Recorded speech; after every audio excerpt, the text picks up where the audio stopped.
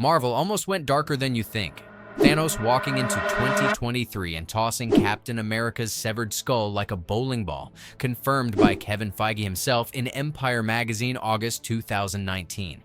I'll show you who pushed it, how far it got with script pages and concept art, and the exact reason Marvel killed it in the 11th hour. So, which version would have made Endgame better? Here's my scope using only confirmed sources from the Russo Brothers, writers Markus and Stephen McFeely, and Kevin Feige's documented interviews. Confirmed means on-record trades and official Marvel materials. Likely means multiple reputable sources align. Rumor means single-source claims. This is main MCU timeline only, not multiverse variants. Education and entertainment only. No gore imagery, just graphic placeholders to keep this audience friendly. The receipts timeline runs 2018 drafting sessions through July 19th, 2019 SDCC panels, August 8th, 2019 Empire Q&A with Feige, to August 13, 2019 Blu-ray commentary. Every major revelation traces back to these documented moments. Here's what the severed head scene actually was. In the abandoned timeline, 2014 Thanos first wipes out Earth's Avengers in his timeline, beheads Captain America, then returns through Nebula's time rift to 2023. July 19th, 2019 SDCC Writers Panel. Stephen McFeely described it. It rolls and lands at Steve's feet, and it's his own head. July 19th, 2019. Entertainment Weekly SDCC interview. Joe Russo confirmed they clung to that storyline for so long just for that moment of Thanos walking through a portal and dropping Captain America's severed head. This wasn't a random brainstorm. They spent months developing it while the rest of the script was working. Compare that to what we got. Quick split-screen shows alt-graphic versus theatrical calm menace entrance for editors. Instead of a trophy head, Thanos arrives with quiet confidence, waiting for the Avengers to come to him. That restraint turned out just as frightening because it showed how certain he was of victory. But here's the twist. Darkness wasn't what killed the scene. July 19th, 2019. Entertainment Weekly. Anthony Russo dismissed the notion it would be too dark, pointing out Thanos is a rough dude. So what actually stopped Marvel's most brutal moment? 3 factors brought it down. Time travel clarity became impossible to maintain. The third act runway to Tony's snap got cluttered.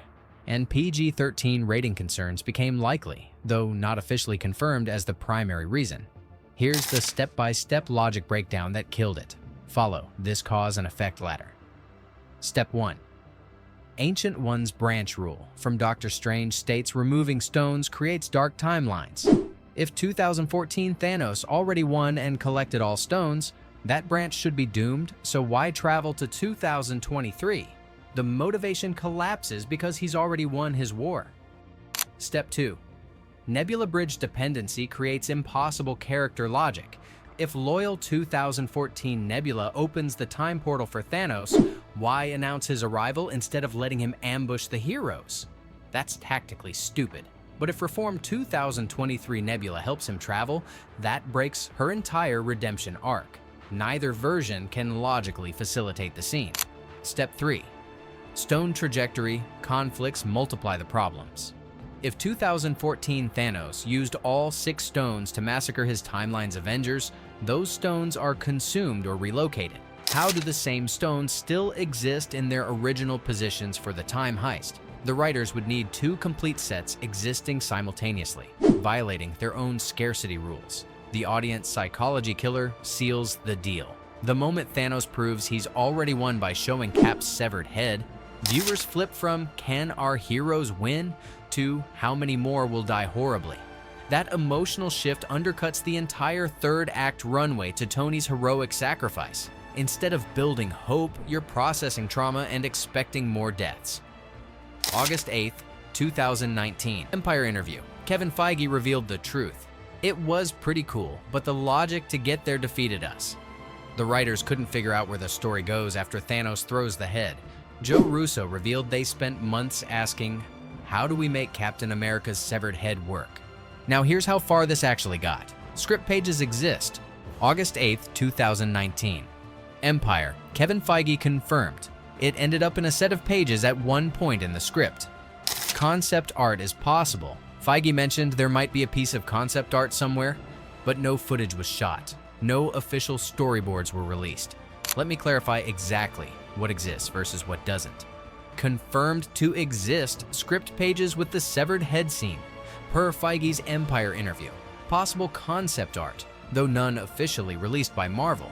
What definitely doesn't exist: no official storyboards, no leaked animatics, no behind-the-scenes footage of the cutscenes. Any leaked art circulating online remains rumor until Marvel confirms it. Quick myth check. This scene was never filmed, despite what some YouTube thumbnails suggest. The leaked concept art that surfaces occasionally is unverified fan work, rumor only. And the too dark for Disney explanation is disputed by the directors themselves. Logic was the primary blocker. PG-13 concerns were likely secondary. You won't believe how many other scenes got the same treatment. The Frigga conversation that healed Thor's spirit? That replaced a Thor versus Thor hammer battle that would have been pure spectacle without emotional weight. The intimate Vormir duel between Natasha and Clint? That was a complete reshoot. August 13th, 2019. Blu-ray commentary, editor Matthew Schmidt confirmed the original was an excellent scene, with Thanos soldiers attacking under gunfire. Let me break down each replacement with receipt-tagged contrasts that show why the final choices serve the film's themes better. The Thor vs. Thor concept, likely from early 2018 drafts according to multiple development reports, would have delivered spectacular hammer-on-hammer action across Asgard's golden halls. Two gods of thunder, lightning exploding everywhere, pure visual spectacle. But Thor was already broken in Endgame, drowning in guilt over failing to stop Thanos the first time. The Russo brothers understood that Thor needed character repair, not more spectacle. A fight scene wouldn't heal the wound of his perceived failure. Only his mother's reassurance could do that. The quiet Frigga moment where she reassures him about worthiness and failure became one of the film's most powerful beats because it served his emotional healing rather than just delivering visual fireworks. The Vormir firefight reshoot tells an even clearer story about Marvel's priorities. August 13th, 2019. Blu-ray commentary, editor Matthew Schmidt confirmed the original was an excellent scene, with Thanos soldiers attacking while Natasha and Clint fought for the Soul Stone. She would have taken bullets to her hip, back, and chest, crawling across Vormir's rocky surface while under fire, determined to reach the cliff edge first. Visually intense? Absolutely. But it would have transformed her sacrifice from a deliberate choice into what looks like a casualty of war. The intimate reshoot, two friends fighting over who gets to die, clarifies the film's central theme about choosing sacrifice over survival. It's not about who dies in battle, it's about who chooses to give their life for others. That thematic clarity made the difference between a good action scene and an unforgettable emotional moment. The Asgard stealth mission with Tony's invisible suit versus Heimdall, likely. From early development based on concept discussions, would have been a tech showcase worthy of any Iron Man solo film. Picture Tony sneaking through Odin's vault, using cutting-edge cloaking technology only to face off against the all-seeing Guardian who could still detect him. High-stakes infiltration meets God-level opposition. Similarly, Nebula briefly wielding the Infinity Gauntlet, likely as a comics homage to the 1991 Infinity Gauntlet storyline where she steals the gauntlet from Thanos, would have given longtime Marvel readers a perfect Easter egg moment. Both concepts were spectacular ideas that looked great in isolation. But here's why they got cut. They would have competed with Tony's snap for emotional real estate. Each additional spectacular moment dilutes the impact of his sacrifice. Marvel understood that sometimes the boldest creative choice is knowing what not to include. The Soul World scene with Catherine Langford as adult Morgan, confirmed as filmed and tested in 2019, according to multiple production reports, failed because audiences had no emotional connection to this new version of the character. They loved 3-year-old Morgan saying, "I love you 3000," and calling Tony's arc reactor proof that Tony Stark has a heart. Meeting a grown-up stranger claiming to be the same person felt emotionally distant, even with good acting and a well-written scene. Here's the rule that explains everything. One apex only. Endgame protects Tony's snap as the singular emotional peak. Every alternate beat that competed with that moment got cut, no matter how cool it looked on paper. An emotional apex means the single moment where all story threads converge into maximum catharsis. In Endgame, that's Tony Stark snapping his fingers. The culmination of his journey from I Am Iron Man in 2008 to I Am Iron Man in 2019. Two specific filmmaking mechanics protect this moment: room tone and score restraint, plus extended hold on performance. Listen to how the mix works.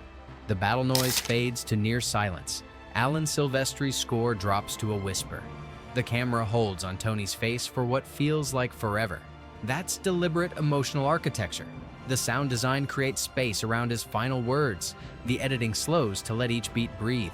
Even the color grading shifts to warmer tones as he makes his choice. Here's the craft breakdown that makes it work.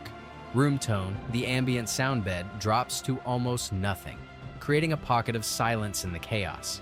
Score restraint means Silvestri's music doesn't swell or overwhelm. Instead, it pulls back to let the performance breathe. Shot duration extends the close-up on Robert Downey Jr.'s face, giving audiences time to process the weight of his decision. But if Thanos opens the battle by tossing Cap's severed head, you've just created a competing shock peak. That would demand its own music treatment, its own extended reaction shots, its own emotional processing time. The sound mix would need to accommodate horror and grief. The editing would need to hold on the heroes' traumatized faces. The score would need to convey brutality and loss. All of that competes with Tony's moment. The math doesn't work. You can't have two climaxes in the same act without diluting both. Watch how this plays out. Frigga tells Thor he's more than his mistakes. Natasha and Clint fight over who gets to sacrifice themselves. Tony Stark snaps his fingers and saves the universe. 3 emotional beats, each serving a different purpose, building to one climactic moment. The severed head scene would have fractured that focus. If Thanos opens with brutal shock value, Tony's heroic sacrifice becomes just another beat instead of the culmination of his entire arc from selfish playboy to selfless hero. What's fascinating is how Marvel's creative process actually worked. These weren't random ideas. Each served a specific purpose. The mass death honored the ensemble. The severed head showed Thanos' brutality. The Asgard heist gave Tony a tech showcase, but story clarity trumped clever concepts every single time. The decision pipeline tells the whole story. 2018 drafting sessions generated the bold ideas. July 19, 2019, SDCC panels revealed what got cut and why. August 8, 2019, Empire Q&A with Feige provided the official explanations. August 13, 2019, Blu-ray commentary confirmed the final details. Every major revelation traces back to these documented moments. What actually exists? Script pages with the severed head scene. August 8, 2019, Empire confirmed by Kevin Feige. Possible concept art, though none officially released. Catherine Langford footage from the Soul World scene, shot and tested. What doesn't exist? No official storyboards, no leaked animatics, no behind-the-scenes footage of the cut scenes. Any leaked art circulating online remains rumor until Marvel confirms it. The principle that guided every decision was audience care after 22 films in 11 years. These weren't just characters anymore. They were emotional investments. Marvel understood that shocking audiences and satisfying them aren't the same thing. Sometimes, the boldest creative choice is knowing when to pull back. The Russos and their writers prioritized character closure and emotional truth over shock value or comic book homages. After following these heroes for 22 films across 11 years, audiences deserved endings that felt earned, not just surprising. Let me clear up the myths floating around. This scene was never filmed. No footage exists, despite what some YouTube thumbnails might suggest.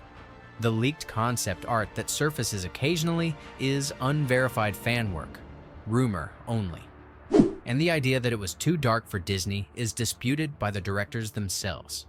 July 19, 2019, Entertainment Weekly. Anthony Russo specifically pushed back on the darkness angle, telling them Thanos is a rough dude when asked if the scene was too brutal. The real blocker was practical storytelling, logic and pacing, not content ratings. Marvel wasn't afraid of dark moments, they were protecting their emotional architecture. This matters because it shows Marvel's actual decision-making process. They don't cut scenes because they're too intense. They cut scenes that don't serve the story. The severed head concept failed the "where does this take us?" test, not the "is this too scary?" test. Test screenings prove this approach worked. Multiple sources reported strong audience engagement during the 3-hour runtime, showing the emotional investment kept viewers locked in despite the massive length. Here's what the alternate Endgame would have given us. More brutality, more comic-accurate moments, probably more social media buzz. But it wouldn't have been better. The version we got balanced catharsis with hope, giving us closure while honoring each character's individual journey. The collaborative process between Feige, the Russos, and the writers shows why Marvel succeeded where others failed. They're willing to explore bold ideas, but smart enough to recognize when those ideas serve the story versus when they're just showing off. So, back to our original question. Would the head toss have made Thanos more terrifying, or just pushed the movie too far into horror territory? And why? These creative decisions reveal Marvel's secret weapon. They choose emotional truth over spectacle, character growth over shock value, and audience care over clever concepts. That's why Endgame became the highest grossing film of all time, instead of just another superhero movie. Next, I'll break down the Endgame scene Feige says broke the movie until they cut it. If you want that deep dive, type Part 2 in the comments and let me know which cut scene deserves the full treatment first.